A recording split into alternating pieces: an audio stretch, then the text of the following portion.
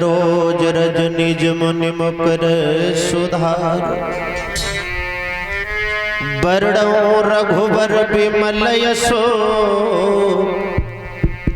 जो दायको फल चार। बोधहीन तन जान के और सुमिरो पवन कुमार। बल बुद्धि विद्या देहु होई सुमिरी है रहो कलेश विकार।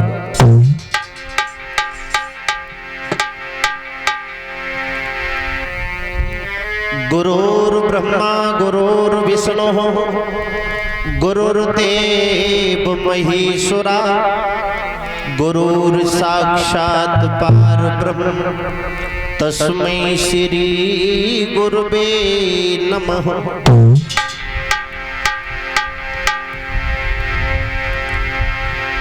मैया मेरी सरस्वती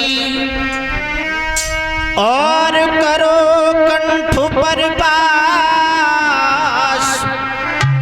रक्षा मां मेरी कीजियो तुम्हें हूँ चरणों का दास। जय जय जय गिरजा सुमन जय जय जय जगदीश। स्वामी रामनाथ गुरुदेव को तो झुकी चरण कमल में शीश। संत हमारी आत्मा प्रिय संत हमें सिरमौर। सबको सीताराम है सुबह अपने अपने ठोर। बोलिए संत समाज की।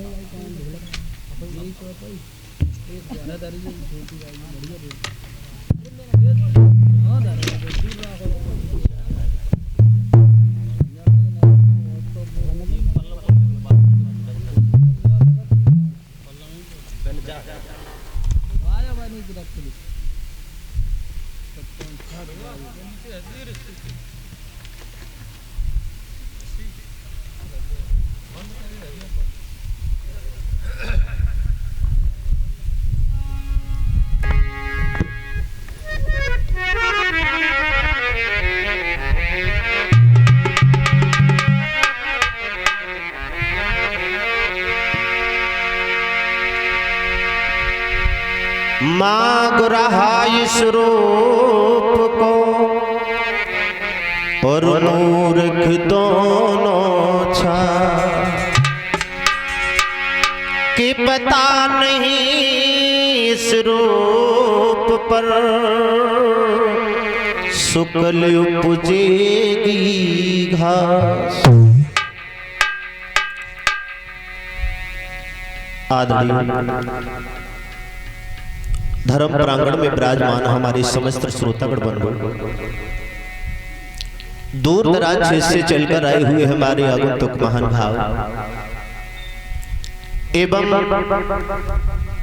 मातृभूमि को पवित्र करने वाली हमारी ये मातृ शक्तियां व पितृ शक्तियां संत भगवान के चरणों में नतमस्तक करते हुए, यहाँ की मातृभूमि को नतमस्तक करते हुए आज हमारा बड़ा सौभाग्य है कि प्रथम बार परम श्रद्धेय गुरुदेव जी की जन्मभूमि पर ये हमें मौका मिल रहा है। करम धर्म महामंडल के मेन प्रवक्ता हमारे परम पूज्य गुरुदेव महानंद सरस्वती जी, जो हमारे उत्तर प्रदेश में विख्यात हैं, उनका ही आशीर्वाद है, उनका ही जो प्रसाद है हम लोग आप लोगों तक पहुंचाने के लिए जा रहे हैं। बड़े भैया मुकेश जी से मैं अनुरोध करूंगा कि इधर आके बैठ जाएं और टूटी फूटी सेवा के द्वारा आप लोगों की मैं सेवा करूंगा। संतों का ही आशीर्वाद है हम आप लोगों तक पहुंचा रहे हैं। दो सब तो परमपिता परमात्मा के चरणों में। और बहन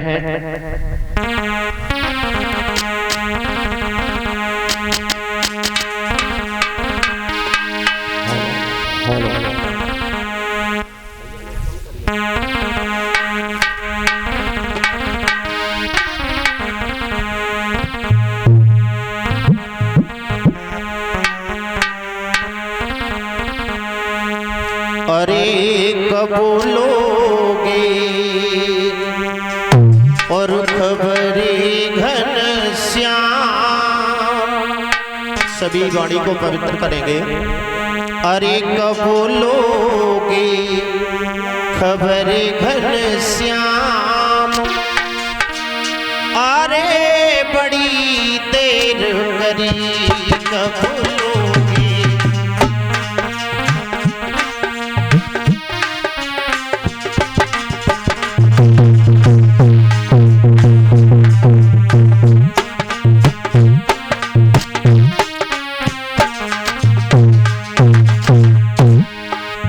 सभी बोले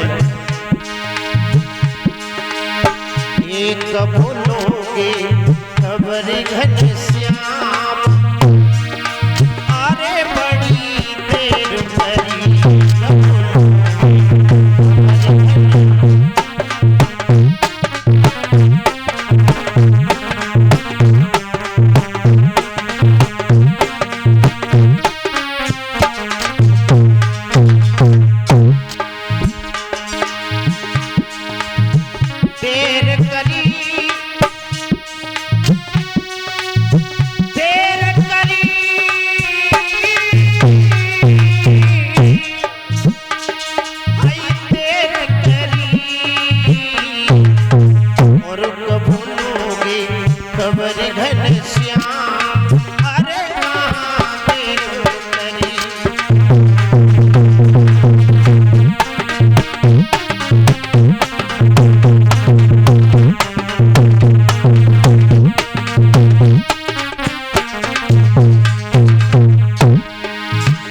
और खुले हैं। मीरा ने प्रभु तुम्हें पुकारा। मीरा ने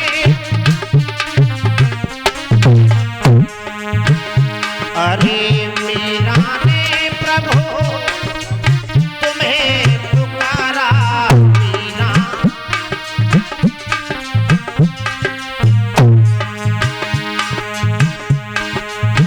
आकर तुमने दिया सहारा। आके तुमने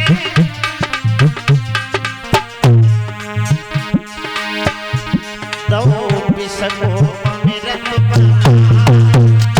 कहाँ देर भरी दो बिसको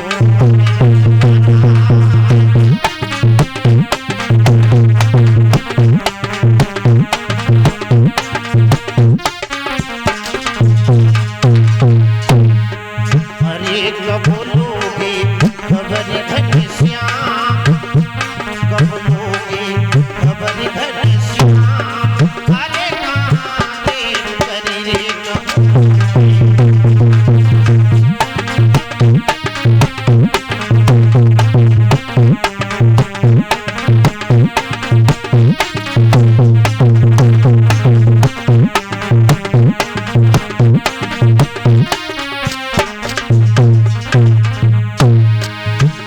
और बताया है बेटा नरसी भक्त ने ओ तुम्हें पुकारा। नरसी भक्त ने अरे नरसी भक्त ने तुम्हें पुकारा। नरसी भक्त ने आकर दीना तुम्हें सहारा। आकर दीना प्रभु और अरे करी हुंडन की बरसात। अरे बड़ी देर करी करी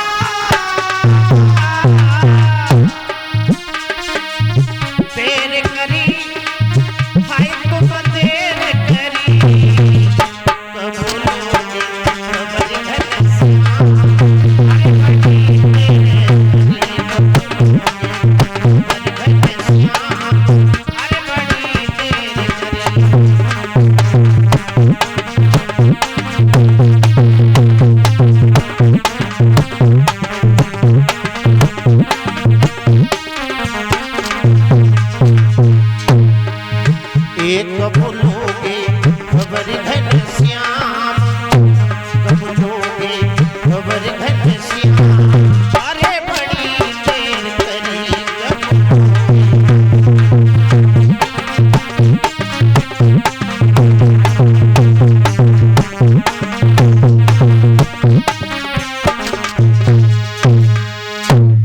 बोलिए भक्तवत्सल भगवान की।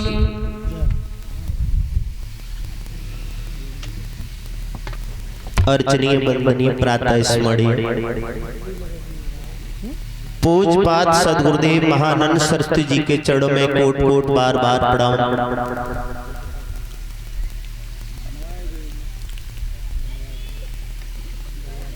बरड़ा नाम अर्थ संघानाम,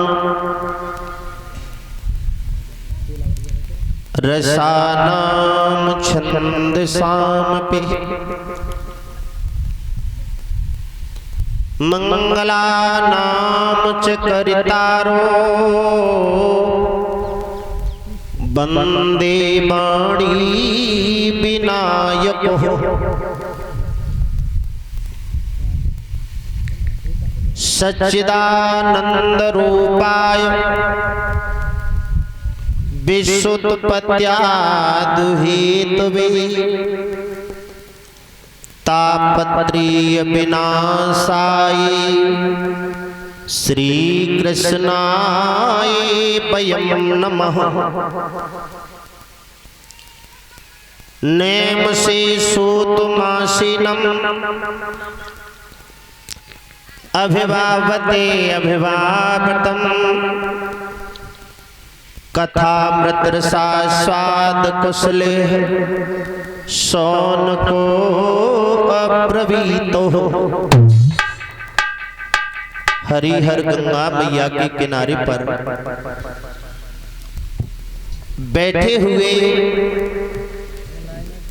अर्जुन के नाती अभिमन्यु पुत्र महाराज परीक्षित को श्री सुखदेव जी महाराज ये भगवान की तृतीय दिवस की पावनमयी कथाओं को श्रवण कराने के लिए बैठे हैं। मेरी माताओं बहनों भाइयों, यही नारायण भगवान की कथा कागभूषुंड जी महाराज ने पक्षीराज गरुड़ जी को श्रवण कराई थी। और यही त्रिलोकीनाथ दीनबंधु भगवान की कथा गौकर्ण भगवान ने भैया धुंधकारी को प्रेत योनि से छुटकारा पाने के लिए श्रवण कराई थी। भगवान की ये कथा अथाह सागर है। अभी आप हमारे ज्येष्ठ भ्राता श्री भाई मुन्ने शास्त्री जी के द्वारा आप मधुर वाणी के द्वारा भगवान की लीलाओं का विस्तार पूर्वक से श्रवण कर रहे थे। परीक्षित महाराज को भय था कि मुझे 7वें दिन तक्षक नाग काट लेगा और मैं मर जाऊं। मेरे भगवत प्रेमी सज्जनों, इस संसार में जो प्राणी जन्म लेकर के आया है उसे जाना तो हो ही। जग, इसका नाम है जग। जग में आए, जा से जन्मे और गा से गए। ये प्राकृतिक की देन है। आए गए, आए गए। इस पृथ्वी पर जो आया वो यहाँ टिक नहीं पाया, उसे जाना तो जरूरी होता है। मेरी माताओं बहनों भाइयों, ये कथाएं भगवान की गांव-गांव में चल रही हैं। श्रीमद् भागवत कथा श्रवण करने से पहले महाराज परीक्षित को मोक्ष मिल गया था, लेकिन आज गांव-गांव में कथा चल रही है। हजारों लोग परीक्षित बन गए, हजारों व्यास कथा कह करके चले गए, लेकिन आज तक किसी का मोक्ष नहीं हुआ। क्यों नहीं हुआ? इसमें भी कारण है। भोले बाबा ने मैया पार्वती को जब अमर कथा सुनाई, पार्वती मैया सो गई। जहां पर भगवान की कथाएं चलती हैं उस जगह पर नींद बहुत आती है, क्योंकि वो भगवान की एक भक्ति होती है। मैया का सहारा देने के लिए तोते का बच्चा हुंकार भरने लगा। पार्वती मैया ने अपनी नींद को जैसे ही जाग करके तैयार हुई तो कहने लगे, भोले बाबा रुक जाओ, हमने तुम्हारी कथा अधवर में ही नहीं सुन पाई। भोले बाबा पार्वती मां से कहने लगे, हे पार्वती, जब तुमने मेरी कथा को नहीं सुना तो हुंकारा देने वाला कौन था? और जिसने इस भगवान की अमर कथा को श्रवण कर लिया उसको संसार में मारने वाला कोई पैदा नहीं होता है। एक घड़ी आदि में पुण्य आदि। पांडाल में जितने समय तक बैठो उतने समय तक मन बुद्धि चित्त को एकाग्र करके भगवान की अगर कथा को हम श्रवण करेंगे तो हमें जरूर कुछ न कुछ प्राप्त होगा।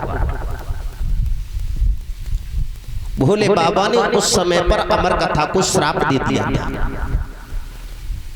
कि इस अमर कथा सुनने से आदि अमर हो जाता है, तो मैं इसे श्राप देता हूं कि आज से दुनिया में कथाएं दुनिया के लोग सुनेंगे लेकिन कोई अमर नहीं होगा। तो आपने देखा होगा कहने वाले वक्ता कथा कह के चले जाते हैं, क्यों? क्योंकि न पहले वाले परीक्षित कथा सुनने वाले रहे और न पहले वाले सुखदेव जी रहे। बोल गोविंद भगवान की। हमारे गुरुदेव महानंद सरस्वती जी, जिनका आशीर्वाद है, पहले साज भी नहीं बजता था और सब शिष्यों में मैं सबसे छोटा शिष्य हूँ, सबसे अंतिम लास्ट का शिष्य हूँ और उनका ही प्रसार हम आप लोगों तक पहुंचा रहे हैं। अगर कोई धोखे से कोई गलती से शब्द छूट जाए तो बुजुर्गों से हाथ जोड़ के माताओं से विनती करूंगा, क्योंकि मैं कोई परपक्व वक्ता नहीं और परपक्व इस दुनिया में कोई नहीं हुआ है। जो परपक्व है वही सर्वज्ञ है। कथा अथा सागर होती है भगवान। मेरी माताओं बहनों भाइयों, महाराज परीक्षित जी को ये भय था कि मुझे तक्षक नाग काट लेगा। वो 7 दिन क्या है? यही प्राकृतिक के 7 दिन हैं, जिस 7 दिन में हर प्राणी जन्म लेकर के आता है और 7 दिन के ही बीच में लुप्त होकर के संसार से चला जाता है। कोई 8वां दिन तो नहीं बनाया भगवान। परीक्षित महाराज बोले, गुरुदेव, संसार में प्राणी आता है एक भगवान के भजन करने के लिए। सतयुग, त्रेता, द्वापर और ये अंत में आता है कलयुग। ये कलयुग के 4 चरण हैं। अभी तो पहला चरण चल रहा है और पहले चरण में आप देख रहे होंगे कि अधर्म का पल्ला भारी होता जा रहा है और धर्म का पल्ला हल्का होता जा रहा है। परीक्षित महाराज बोले, गुरुदेव, मेरे जीवन को धन्य बना। तो सुखदेव जी बोले हैं, राजन, अब आप ध्यान देकर के भगवान की कथा को श्रवण करोगे।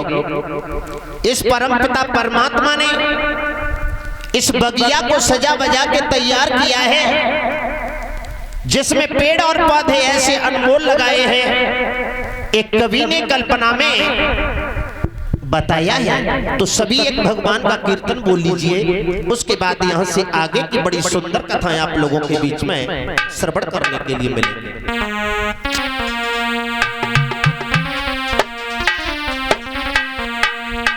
सुखदेव जी को समझा कर बोले हैं, राजन, अरे सतगुरु ने लगाई तई, क्या लगा दी? अरे मेरे गुरु ने लगाई तई और अजब बगिया सतगुरु ने, अरे सतगुरु ने लगाई तई।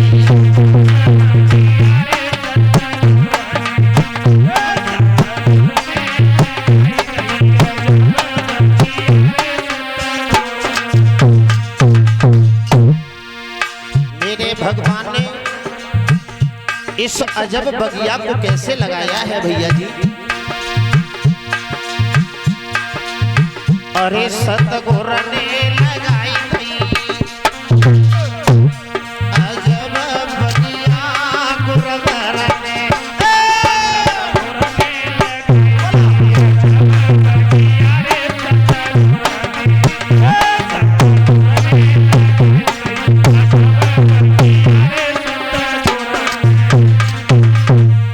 कैसी लगाई है बेटा विकास। अरे सतगुर बीज ढूंढ ले आए, सतगुर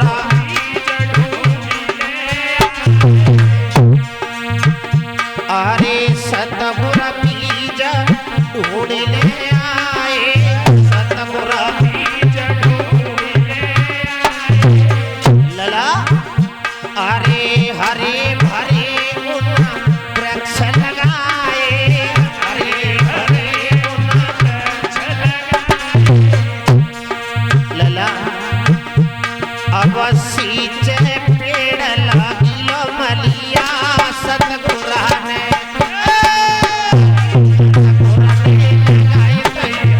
जब बगिया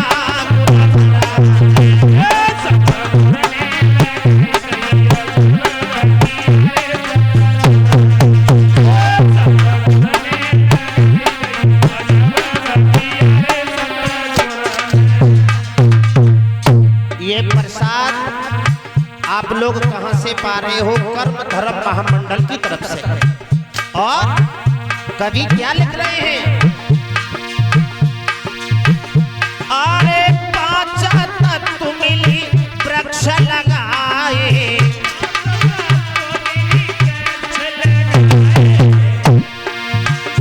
अरे पांच तत्व मिले वृक्ष लगाए। और कछु फूले न पाए,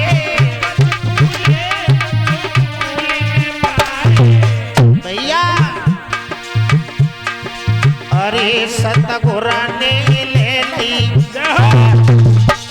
क्या?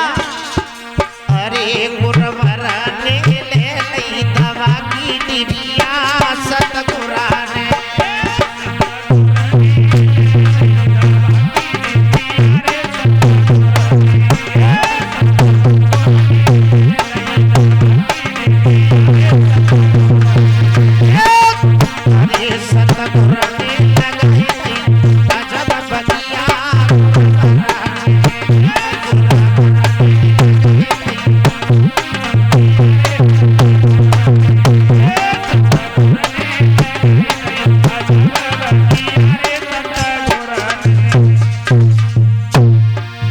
कबीर दास लिख रहे हैं भगवान ने कैसे कैसे वृक्ष लगाए हैं। काम क्रोध मद लोभ लुटे रे, कामा अरे कामा क्रोध मद लोभ लुटे रे, कामा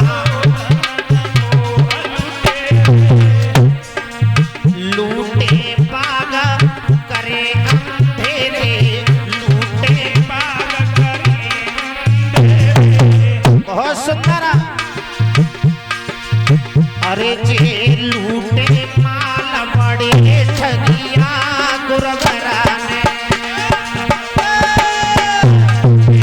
लूटे माल बड़े ठगिया सतगुर ने।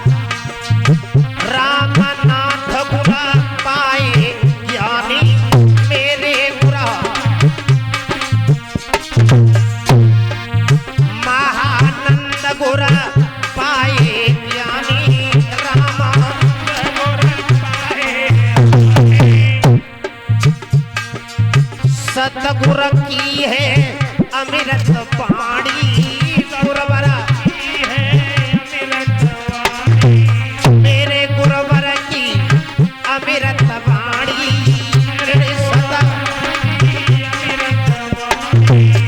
बेटा अब ज्ञान की बात है लला,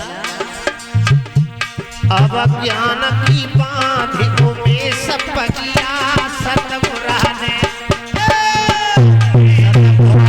लगाई जब पगिया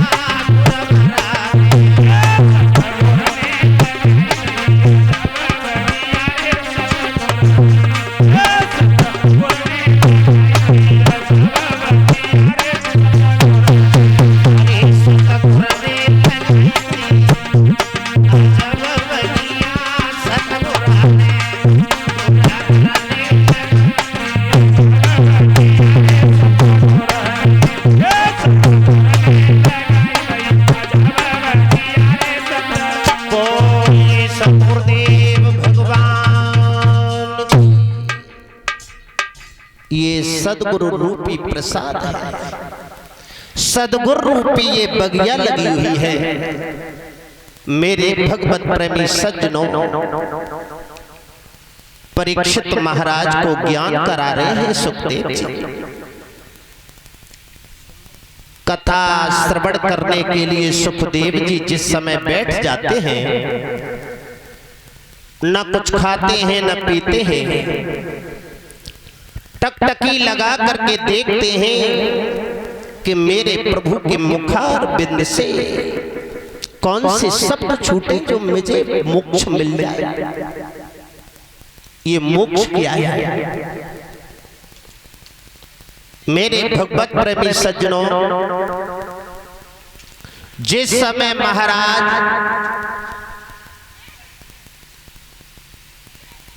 परीक्षित और कलयुग से जब भेंटा हुआ है, तो परीक्षित महाराज ने कलयुग से एक प्रश्न किया था, हे कलयुग, जब पृथ्वी मां पर तुम अपने रूप में जिस समय पर तुम्हारा अधिकार बन जाएगा, तो इस पृथ्वी मां पर कैसे कैसे कार्य होंगे। मेरी माताओं,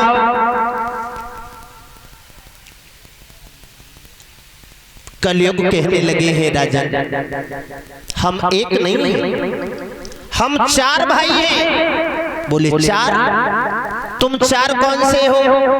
तो कलयुग कहने लगे महाराज, मैं तो सबसे छोटा भाई हूं, मुझसे बड़ा है सतयुग, सतयुग, त्रेता, द्वापर, और उसके बाद में चौथा नंबर आया था हमारा। बोले तुम्हारे नंबर आने पर सतयुग में इस संसार में जो व्यक्ति की उम्र थी उसे बताते हैं कि लाखों हजारों वर्ष थी, और सतयुग बीत जाने के बाद में फिर त्रेता आया, तो सतयुग में 1,00,000 वर्ष अवस्था मनुष्य की थी, तो उसमें से एक बिंदी हटा दी तो 10,000 वर्ष रह गए, और 10,000 बीतने के बाद में उस समय पर मनुष्य 10,000 वर्ष जीता था। कब? त्रेता में। और त्रेता के बाद में आया द्वापर, द्वापर में 1 जीरो और हटा दिया, फिर कितनी रह गई? 1,000 वर्ष। और ज्यादा कलयुग ना आएगा, तो कलयुग जिस समय पर आया तो 1 शून्य और हटा दिया, उसके बाद में मनुष्य की आयु रह गई माताओं बहनों भाइयों 100 वर्ष। लेकिन आज कलयुग में 100 वर्ष सब कौन चलता है? ज्यादा ज्यादा हद कर लो तो 60, 65, और ज्यादा खिंच जाओगे तो 70, और वहीं बाई जगह पे सीमा समापन। झोला डंडा उठा भाग, जा से जन्मे और गा से गए।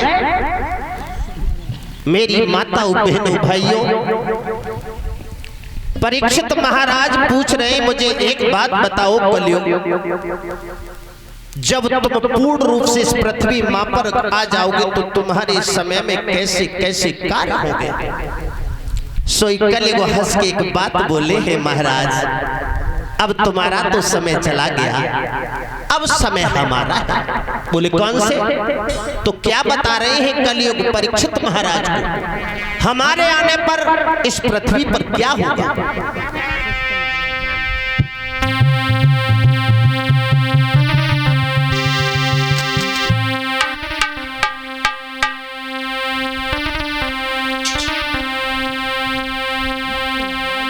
क्या बोले हैं?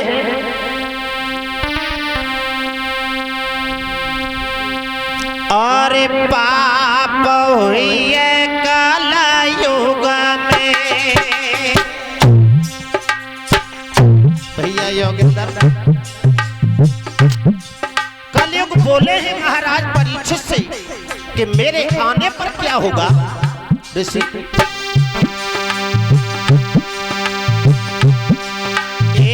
पाप हुई कलयुग में, सुन राजा रे, पाप हुई कलयुग में, सुन राजा रे, धर्म रहे गो नाए।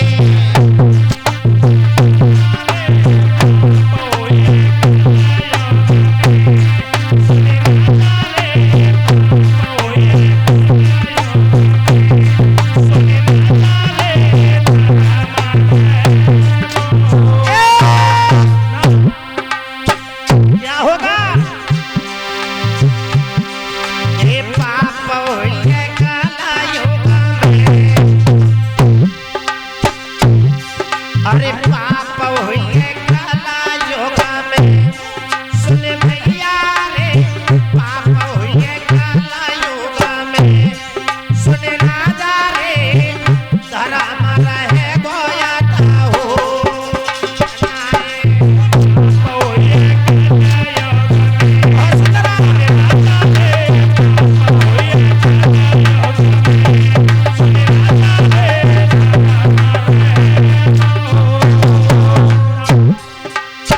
और कलयुग क्या बोले हैं लाला? ये धर्म रहे गोनाए, पाप सबके दिल भावे, और सज्जन भूखो मरे, दुष्ट घर में अरे मौज उड़ावे। मेरे आने पर क्या होगा? ये धर्म रहे गोनाए, पाप सबके दिल भावे, सज्जन भूखो मरे, दुष्ट घर मौज उड़ावे रे। नहीं मंदिर में कोई जावे, नहीं मंदिर में कोई जावे, और घर घर पिए शराब के घर में ठेका सबे दिखावे। दैया पाप हुई कलयुग में, सुन राजा रे, पाप हुई कलयुग में, सुन राजा रे, धर्म रहे गोया हो।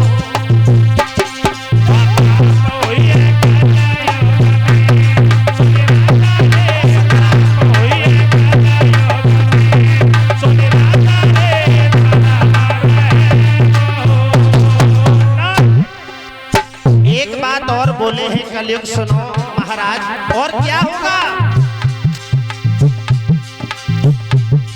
एक घर की पत्नी दुखी पुरुष ढूंढे पर नारी, अपने पति को छोड़ नारी लैला अपने पति की सेवा नहीं करेगी और क्या करेगी इस कलयुग में? अरे घर की पत्नी दुखी पुरुष ढूंढे पर नारी, अपने पति को छोड़े नारी और अपने संग यार रे। घर बिटियां घूमे क्वारी, सभी माता को पुत्र सतावे, बेटा दे रहुकारी, सो पाप हुई कलयुग में। भैया रे, पाप हुई कलयुग में, सुन राजा रे, धर्म रहे बहुत हो नाए।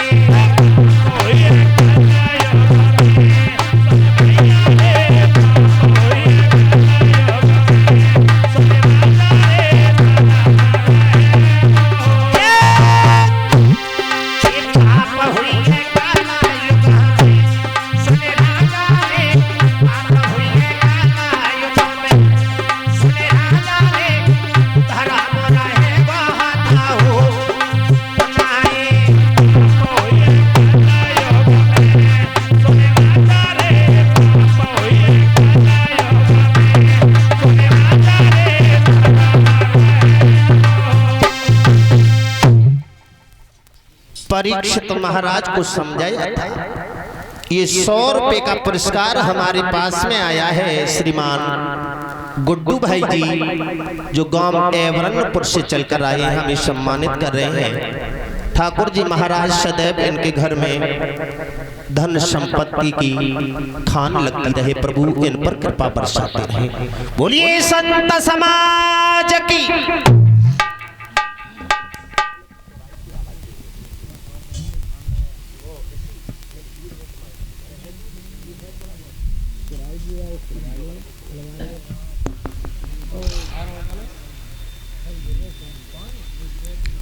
परीक्षित महाराज कहने लगे कलयुग ऐसा पाप होगा। परीक्षित महाराज को क्रोध आ गया और म्यान में से तलवार को खींच लिया। कलयुग नीचे को गर्दन झुका गया, कहने लगे प्रभु हमें मारने से कुछ नहीं होगा। बोले फिर? कहने लगे हमारे पास अवगुण है, ऐसा दुनिया में कोई व्यक्ति नहीं है जिसके पास अवगुण नहीं है तो गुण नहीं होगा। जिसके पास अवगुण है तो गुण भी है। और एक तुम्हें मैं बात बताता हूं। कौन सी बात? आप मारने से पहले हमारी एक बात सुन लीजिए। कौन सी बात? तो कलयुग बोले हैं महाराज परीक्षित से सुन लीजिए महाराज।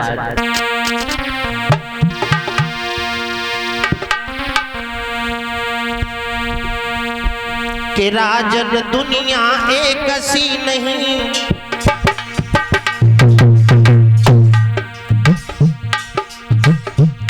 राजन दुनिया एक सी नहीं, दाने के अंदर गुण भी है। महाराज गौर से सुनना, राजन दुनिया एक सी नहीं, दाने और एक चीज ये गौर से देखो तो, और गुण भी है अवगुण भी है।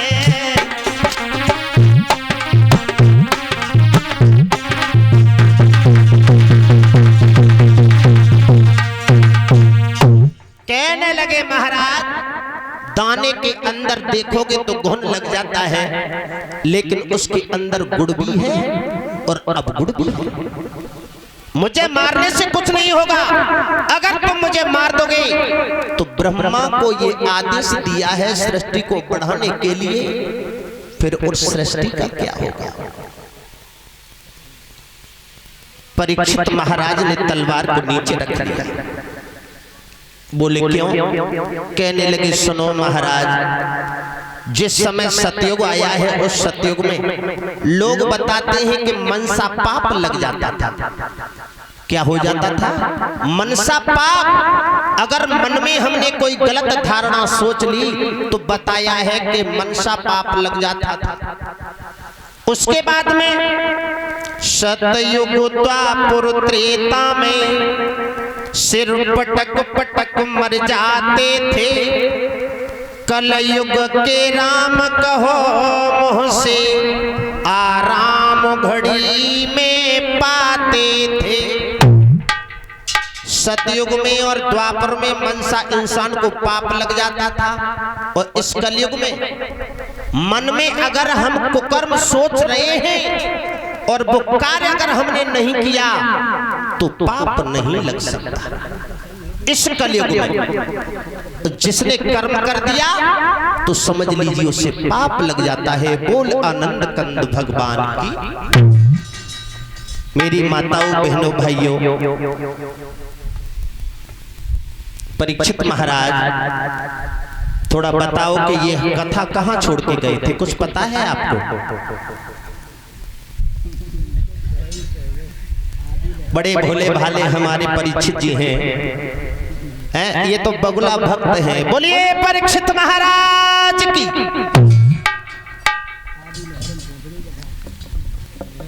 सती प्रसंग चल रहा था।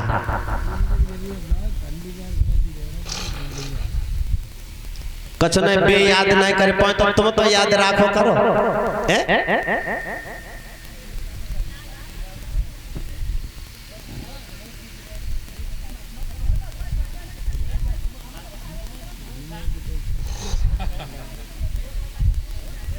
कोई बात नहीं है। श्री सुखदेव जी महाराज समझाते हैं राजन परीक्षित,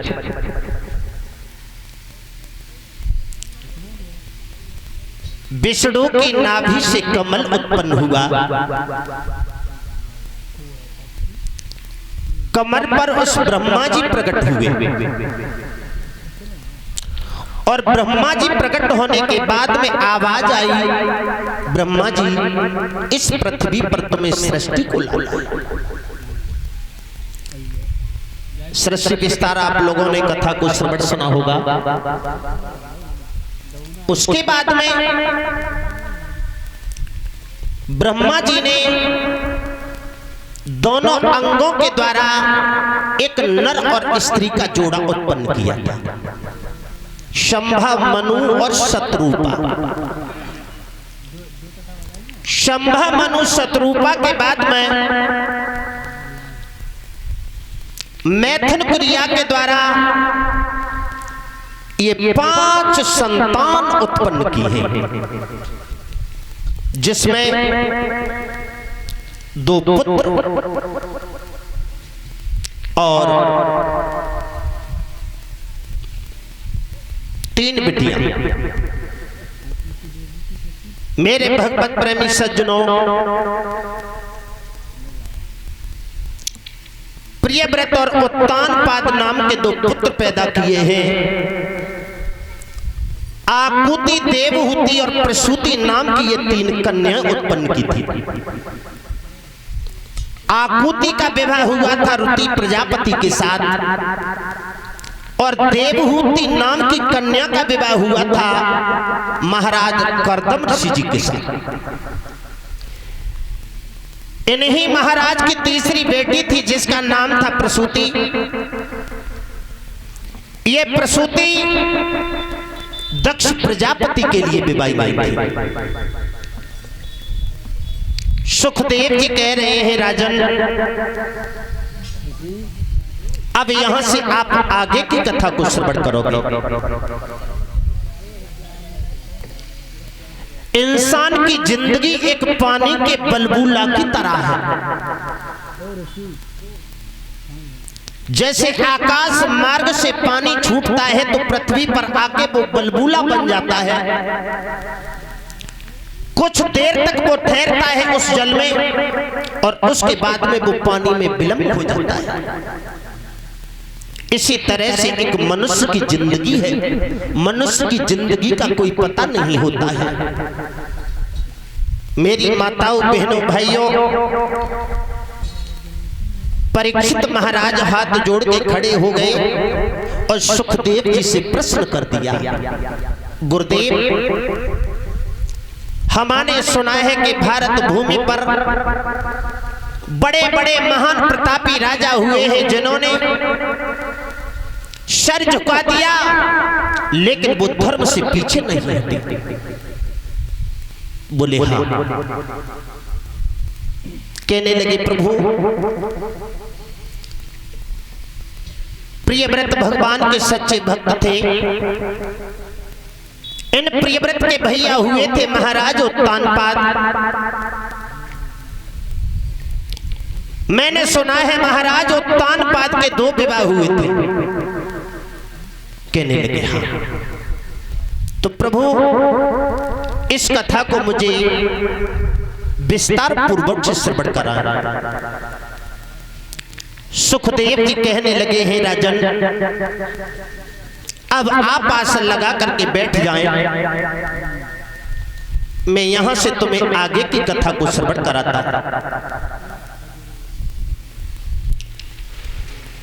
परीक्षित महाराज आसन लगा के बैठ गए और सुखदेव जी वर्णन करने लगे हैं। अपि स्वर्णमही मदः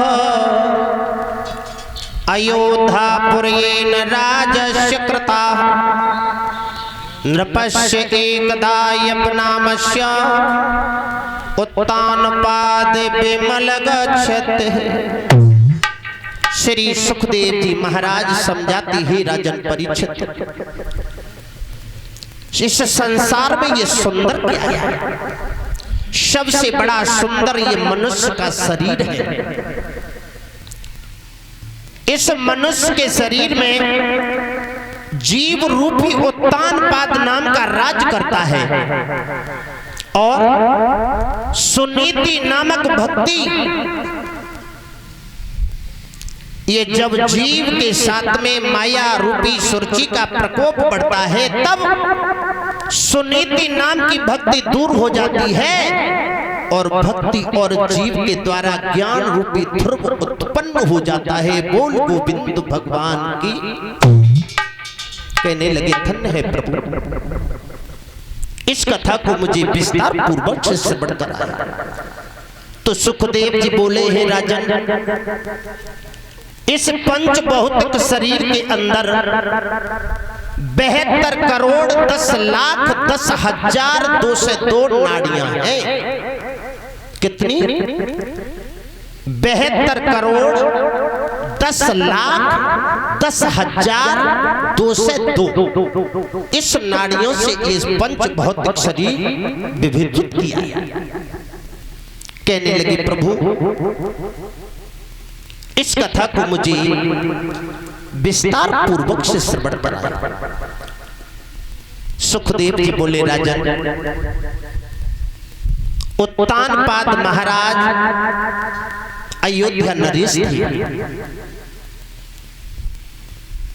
जिनकी 2 रानियां थी, सुनीति और सुरुचि।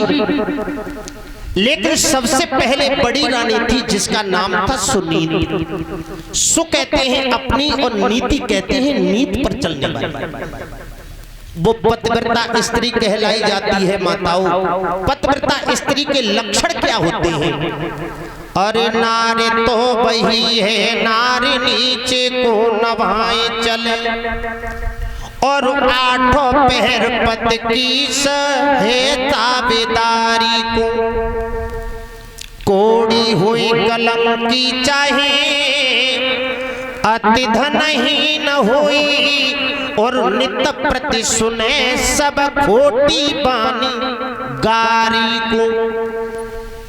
पति की न निंदा करे, धीरे बोले धीरे चले और नित प्रति सुने सब खोटी बानी गारी को। पहले के हमारे बुजुर्ग बताते हैं बेटियों की शादी पहले ब्राह्मण और नाई जिस बच्चे को क्लियर कर दिया करते थे उसके साथ में शादी हो जाया करती थी। कब? सतयुग और द्वापर त्रेता में। और आज जादना से जिन कलयुग ना जाने तो आग ही लगाए के धरते। और सबसे आग की जड़ क्या है? टेलीफोन। लड़की स्वयं लड़का को पसंद कर रही है और लड़का लड़की को पसंद कर रहा है। भगवान पहले चाहे काली हती, चाहे गोरी हती, चाहे लूली हती, चाहे लगड़ी हती, सबकी शादी बड़े प्रेम अच्छे घर में है जाती। अब किसी पैसे वाले की लड़की अगर काली है तो बेचारे को शादी करना भी बहुत कर्रा पड़ जाता है।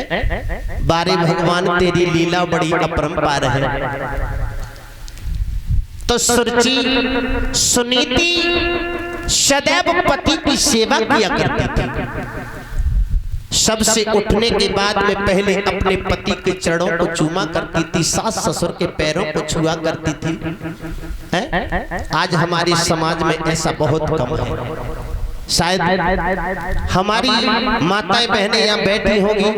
वास्तव में धर्म का पल्ला इस कलयुग में बहुत कम होता जाता है। माताओं, माता चाहे माता निर्माता भवती, जिसके माता पिता पुजारी होंगे उसकी संतान भी पुजारी बनेगी। और जिसके माता अगर कुकर्मी होंगे, दारूबाज होंगे तो उसकी संतान भी वही निकलेगी जैसे उसका परिवार है। माता निर्माता भवती, बच्चे का निर्माण करने वाली माँ होती है। माँ अगर पुजारी है तो बच्चा भी खड़े होकर के भगवान की आरती में खड़ा हो जाएगा। मेरी माताओं, इस धर्म को बचाना है। अगर हाथों से ये धर्म चला गया तो इस पृथ्वी पर कुछ नहीं दिखाई देगा, जल ही जल हो जाएगा। सुनीति उत्तानपाद महाराज के पास में बैठी है और बैठ करके उत्तानपाद महाराज तो इधर कचहरी के लिए चले जाते हैं। मेरी बहनों, एक दिन अपने राज्य में चक्कर लगाने के लिए सुनीति गई है। गालों पर झुरझुरियां छा गई, कानों के ऊपर के बाल सफेद पड़ गए। दर्पण उठा करके सुनीति ने देखा तो देख रही है मेरा चेहरा बिगड़ गया, बाल भी सफेद पड़ गए। भगवान के यहाँ से पहला वारंट आ गया। पहले सतयुग त्रेता में बताते हैं लोग के कान के ऊपर के बाल सफेद पड़ जाते थे तो कहते थे कि प्रभु के यहाँ से पहला वारंट आ गया। अब कलयुग में 11 साल को ललाना है बाप, तब तक बाकी पूरी चांद भूरी है गई। अब जेई न पता चल रो कि पहलो वारंट है या लास्ट वारंट है। मेरी माताओं बहनों भाइयों, आज राज्य में घूमने के लिए गई है। राज्य में घूमने के लिए जब गई है तो क्या देखा, नगर वासियों ने देख लिया कि हमारे राज्य की महारानी आ रही है, इसकी कोख बांझ है, इसके कोई संतान पैदा नहीं है। अगर आज हमने इसका चेहरा देख लिया तो हमें शाम का भोजन भी नहीं मिलेगा। माताओं, काने से डायरेक्ट अगर तुम कनुआ कहोगे तो उसको कितना बुरा लगेगा। काना काना मत कहे, काना जाएगा रूठ, और धीरे धीरे पूछ ले तेरी कैसे गई है। डायरेक्ट अगर किसी से कनुआ कहोगे तो लठिया चांदी में लगे सो भट्टा से बैठ जाएगा। एकदम मैया की आंखों में आंसू आ गए। मैया लौट करके अपने आंगन में आ गई है तो बहन दासी को बुलाया और दासी को बुला करके कहा, अरे बहन, मैं तुझसे एक बात कहना चाहती हूँ। क्या?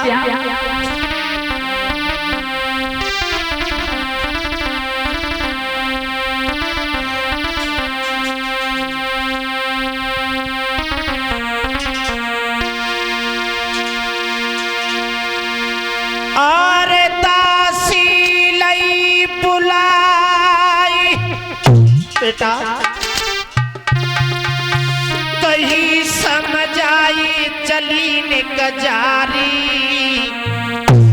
और बहना, एक मेरी बात सुन, मेरे सैया को बुलाई गुइया महल में तू लारी।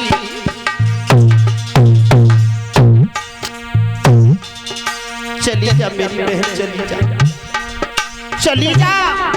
तू नहीं जाएगी तो मैं जहर खा के मर जाऊंगा। बोली क्या हुआ? अरे चली ने कजारी, चली ने कजारी, देखो कजारी, चली ने कजारी। मेरे दुल्हा को बुलाई रनिया महल में तू।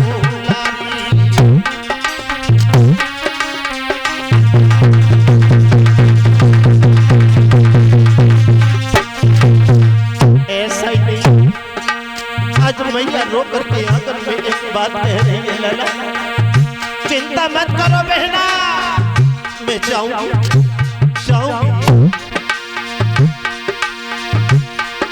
सोई बहजी बिटरिया रंग भवन तेरे कत जात मधुरिया चार, और छटक सुदरिया लपकत जावे।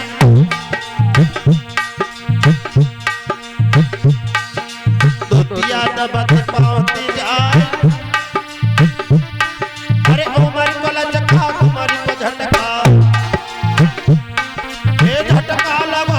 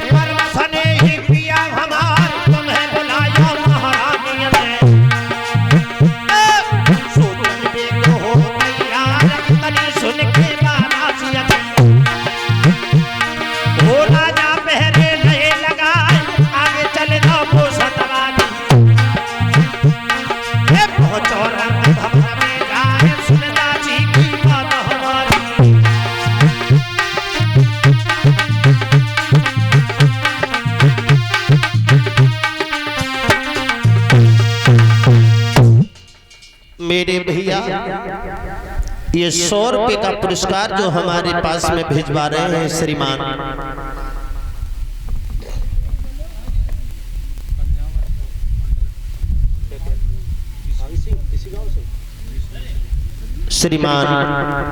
थान सिंह जी, जो 101 रुपए से ये हमें सम्मानित कर रहे हैं इसी नगला कैंप करण से, और 500 रुपए ये भंडारे में भी दान कर रहे हैं।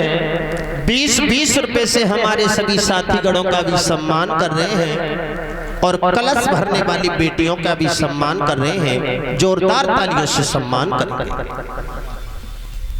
भगवान ऐसे भक्तों के सदैव हाथ धर्म की ओर प्रभु बढ़ाते रहे, सद्बुद्धि प्रदान करते रहे। माता रानी सदैव इनकी लंबी उम्र देते रहे।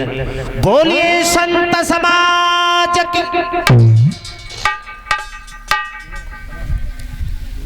मेरी माताओं बहनों भाइयों,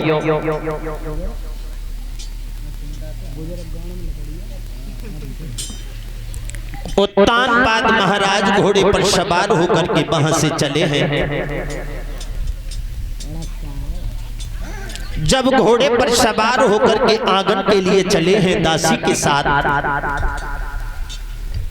आंगन में बैठी बैठी वो सुनीति रो रही थी। क्यों रो रही थी? महाराज उत्तानपाद आए,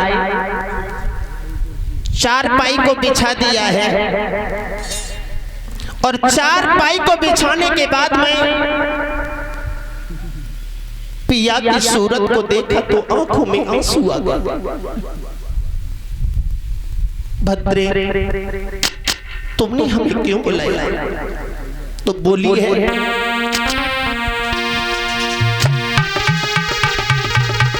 कि आबत पिया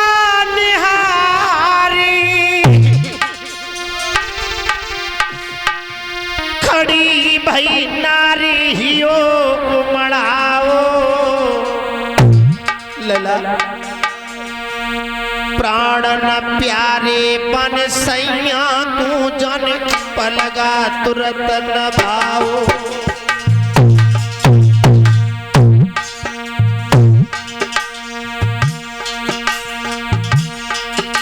उत्तानपाद महाराज आए,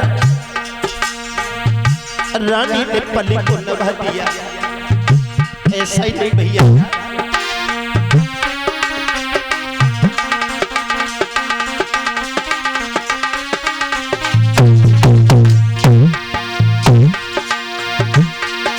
सोया मत बल मत हारा,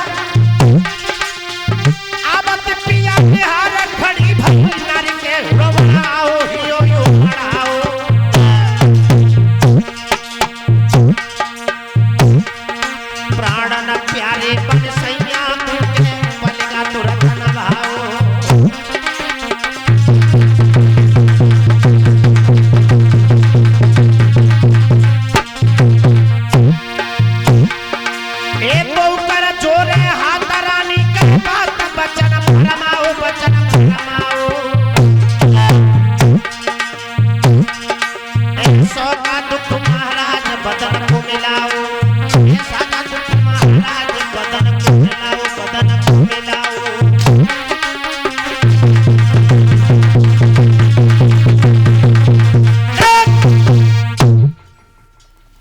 उत्तानपाद महाराज मेरी माताओं उस पलंग पर बैठ गए। चरणों के पास में दासी आज बैठ गई, अपने पति के पैरों को छुआ है। उत्तानपाद बोले हैं भद्रे, ये तुमने अधवर से हमें क्यों बुलाया? आंखों में आंसू भर के फपक फपक के रोने लगे। बोली क्यों रो रही हो? कहने लगी महाराज, हमारी आत्माओं को पीड़ा को आप नहीं समझ रहे। बोले क्या हुआ? कहने लगे महाराज, इस राज्य को तुम चलाते हो, कोई तुम्हें निर्वंशी कहता है, कोई मुझे बांझ बताता है। मैं कैसे इस घर में जीऊंगी? उत्तानपाद महाराज बोले, प्रिय तुम पागल हो रही हो। मैंने ये कभी नहीं सोचा, मैंने ये कभी नहीं सोचा मेरी ये प्रजापुत्र के समान है। लेकिन तुम कहना क्या चाहती हो? महाराज, मेरी कोख से किसी संतान का जन्म नहीं हुआ है। मैंने बड़े बड़े दान किए हैं, बड़े बड़े पुण्य किए हैं, लेकिन मैंने ऐसा कौन सा पाप किया है जो एक संतान का चेहरा देखने के लिए नहीं मिलता। पैरों में पड़ी रो रही है और रो करके एक बात कह रही है, स्वामी मेरी एक बात बताओ। क्या कह रही है लाला?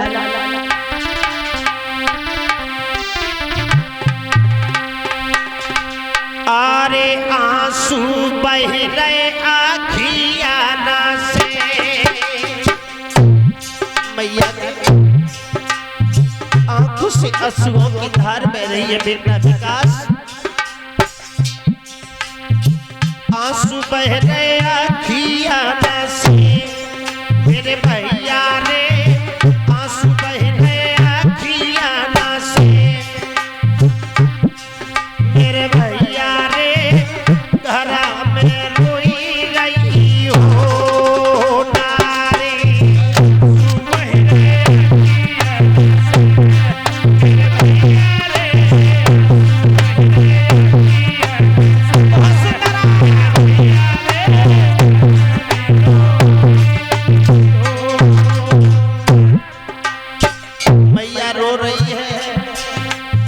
रो करके कह रही है, स्वामी मुझे एक बात बता दो। बोले क्या?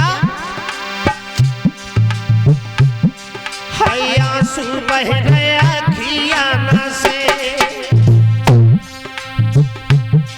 मेरे राजा रे आंसू बह रहे आँखियाँ से, मेरे भैया रे घर में रोई रही है।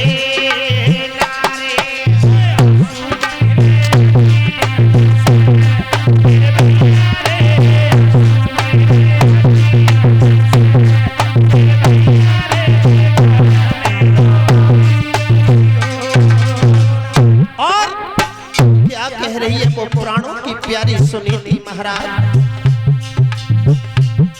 ए संतन सेवा करे दान अति दे रहे भारी,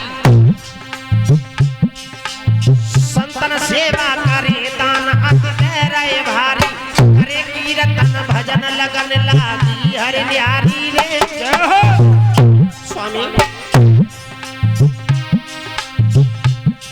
ए संतन सेवा करे दान अति दे रहे भारी, करे कीर्तन भजन लगी हरि प्रभु से न्यारी।